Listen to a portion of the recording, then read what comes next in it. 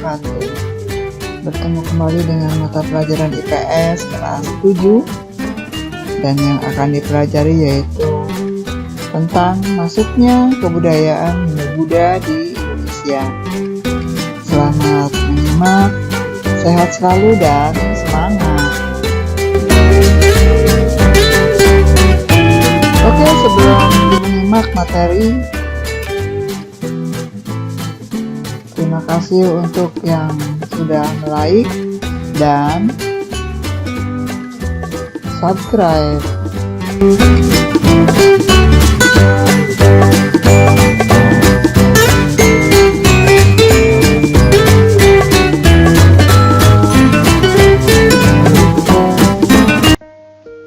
Setelah melalui masa praaksara, masyarakat Indonesia memasuki masa kehidupan baru yaitu masa Hindu-Buddha.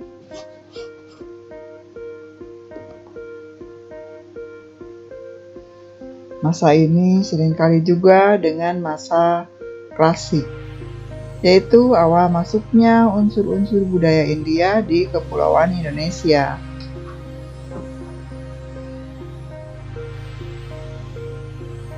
Pada masa ini banyak kemajuan yang dicapai dalam pemikiran dan hasil-hasil budaya.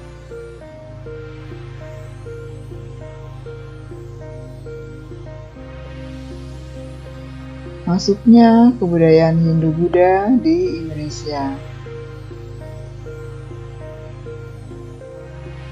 Coba amati baik-baik gambar di atas. Ini ada garis jalur merah dan garis jalur biru.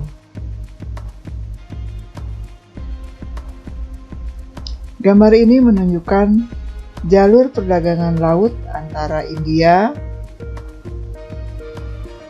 dan Cina yang melewati ke wilayah perairan Kepulauan Indonesia. Ini yang jalur biru. Langsung masuk ke Kepulauan Indonesia.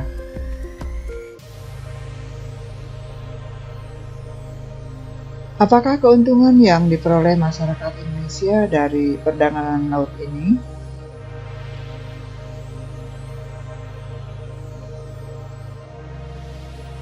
Hubungan dagang antara India dan jalur Cina semula dilakukan melalui jalur darat yang dikenal dengan jalur sutra.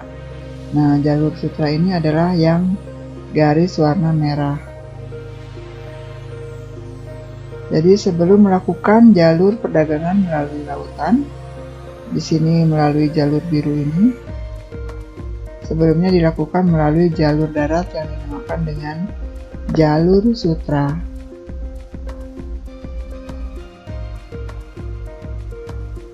Jalur ini membentang dari Cina melewati Asia Tengah sampai ke Eropa.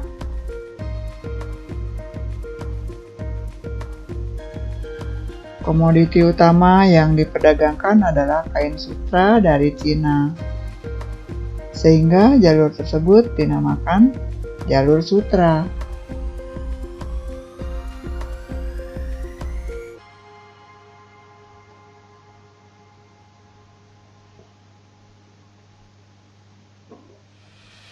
Selain kain sutra, wewangian dan rempah-rempah juga menjadi komoditas yang sangat laris di Eropa. Akan tetapi, sejak awal abad Masehi dialirkan melalui laut karena situasi jalan darat di Asia Tengah sudah tidak aman.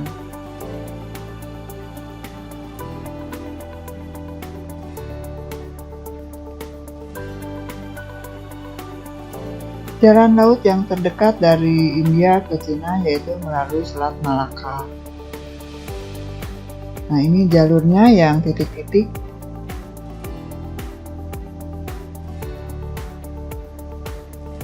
Peralihan rute perdagangan telah membawa keuntungan bagi masyarakat Indonesia.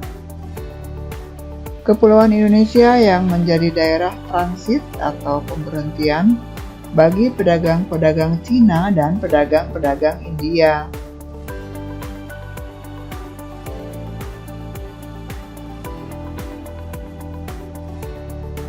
Masyarakat di Indonesia juga ternyata ikut aktif dalam perdagangan tersebut, sehingga terjadilah kontak hubungan di antara keduanya, yaitu Indonesia dengan India dan Indonesia dengan Cina.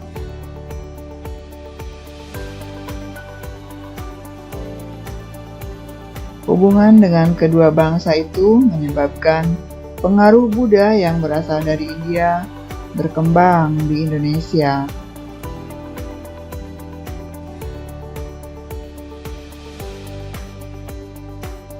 Namun demikian, tidak diketahui secara pasti mengenai kapan dan bagaimana proses masuknya kebudayaan Hindu-Buddha di Indonesia.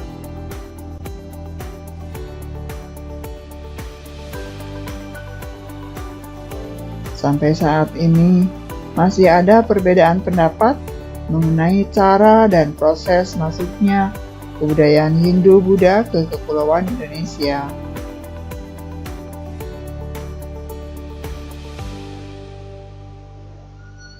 Teori Waisa. Teori Waisa dikemukakan oleh N.J. Crom. Beliau menyebutkan bahwa proses masuknya kebudayaan Hindu-Buddha dibawa oleh pedagang India. Para pedagang India yang berdagang di Indonesia menyesuaikan dengan angin musim.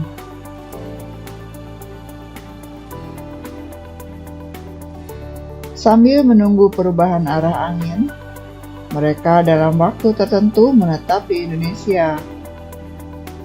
Selama para pedagang India tersebut menetap, memungkinkan terjadinya perkawinan dengan perempuan-perempuan Indonesia.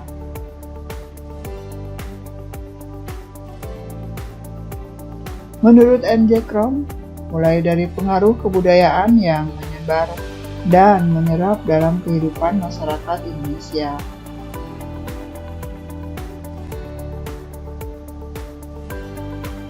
Teori Kesatria.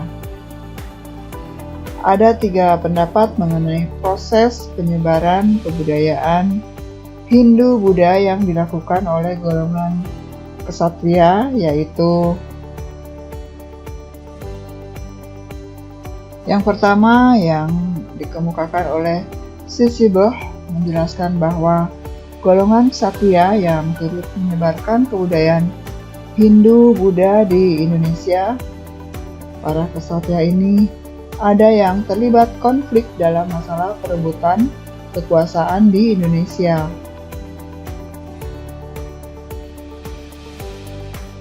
Bantuan yang diberikan oleh para kesatria ini banyak membantu kemenangan bagi salah satu kelompok atau suku di Indonesia.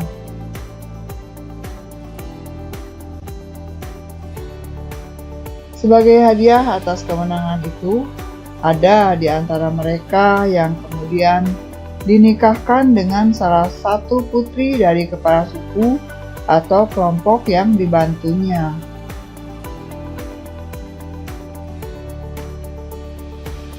Dari perkawinannya itu, para kesatria dengan mudah menyebarkan tradisi Hindu-Buddha kepada keluarga yang dinikahinya tadi. Selanjutnya, berkembanglah tradisi Hindu-Buddha dalam kerajaan di Indonesia.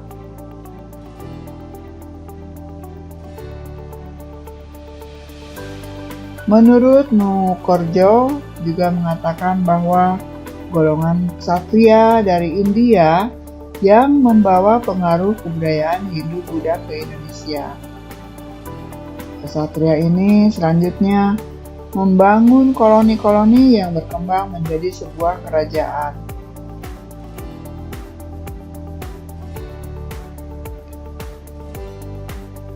Menurut J.L. Mons, mencoba menghubungkan bagaimana proses terbentuknya kerajaan-kerajaan di Indonesia pada awal abad ke-5 dengan situasi yang terjadi di India pada abad yang sama.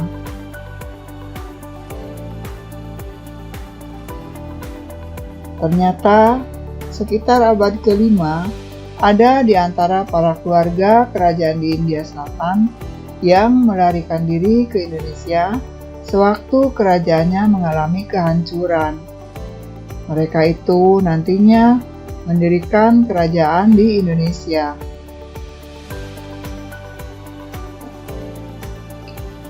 Teori Brahmana.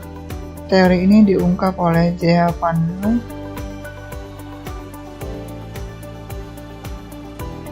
mengatakan bahwa kebudayaan Hindu-Buddha India yang menyebar ke Indonesia dibawa oleh golongan Brahmana.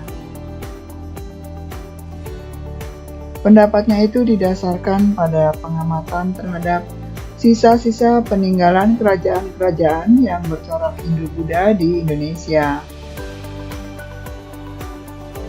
terutama pada prasasti-prasasti yang menggunakan bahasa Sanskerta dan huruf Pallava, karena hanya golongan Brahmana lah yang menguasai bahasa dan huruf itu, maka sangat jelas fungsinya adanya peran Brahmana. Teori arus balik. Pendapat ini menjelaskan peran aktif dari orang-orang Indonesia yang mengembangkan kebudayaan Hindu-Buddha di Indonesia.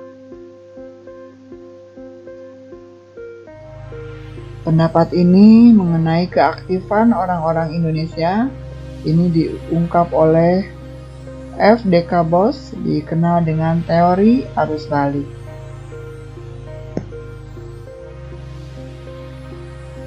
Teori ini menyebutkan bahwa banyak pemuda Indonesia yang belajar agama Hindu-Buddha ke India setelah memperoleh ilmu yang banyak, mereka kembali ke Indonesia untuk menyebarkannya.